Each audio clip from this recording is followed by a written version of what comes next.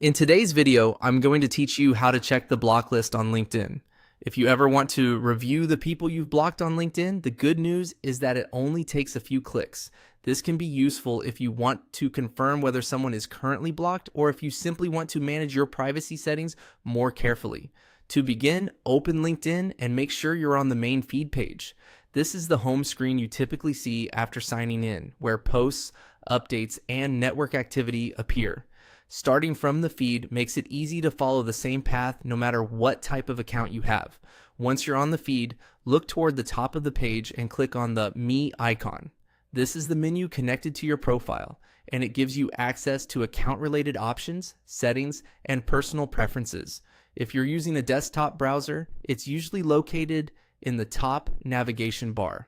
After opening that menu, click on Settings and Privacy. This is where LinkedIn keeps the controls for your account, including privacy tools, visibility options, and other personal settings. If you've never visited this section before, don't worry. Everything is grouped into categories to make it easier to navigate. Inside Settings and Privacy, click on Visibility. This section focuses on how your profile and activity appear to other people on LinkedIn. It also includes controls related to who can see certain parts of your account and how you interact with other members.